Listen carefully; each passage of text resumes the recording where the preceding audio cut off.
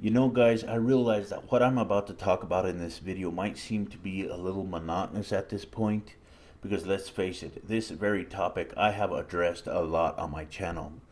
But when I stumble across articles that really piss me off, I feel motivated to share them with you guys because I believe as many people as possible have to be aware of the treachery within Christianity.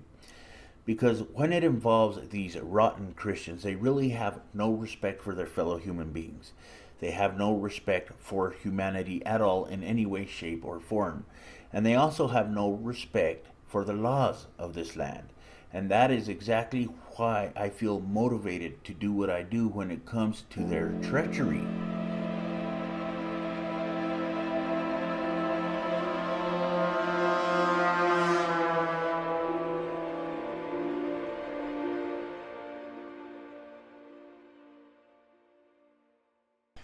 Hello, everybody, the Quiet Atheist here. I would like to take a moment to make a really quick comment if you guys don't mind. All information will be provided in the description down below just in case you guys are interested, of course. I have a question for everyone. How many times have we seen Christians break the laws in this country?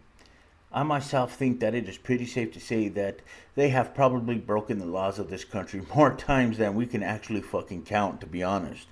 More times than what we are aware of when it comes to the public school system in this country. We constantly see them take advantage of students by shoving their propaganda, their fairy tales, down the throats of these children, and they are showing no signs of stopping at all. Do you guys know what is worse? Some of these public schools are actually behind the treachery as well, and it is disgusting to me. The article starts off by saying, earlier this month at Hollister Middle School in Missouri, this was the sight at lunchtime. That grainy cell phone footage shows Robert Bruce, a local chapter director for a Christian group KLIFE, apparently leading a prayer in the middle of a lunchroom as students stand around him.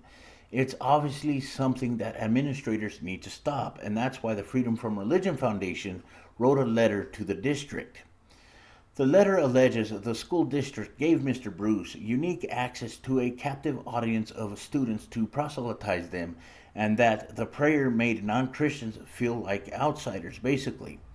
Patrick Elliott, a lawyer for FFRF, said in a statement, and I quote, giving the group access to all students as part of school programming suggests that the school district has preference not only for religion over non religion, but also evangelical Christianity over other faiths. This sort of entanglement between religion and public education is inappropriate.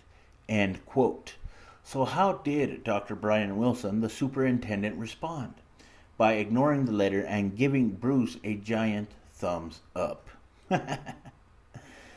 Our school practice is we are not going to promote any particular religion. However, we are also not going to inhibit that religion either, says Wilson. The school says Bruce asked to join students for lunch. The school obliged, as they would for parent or other community leaders. The superintendent says Christian students at the school have been initiating prayers during lunch, and that day the students asked Mr. Bruce to participate in the prayer.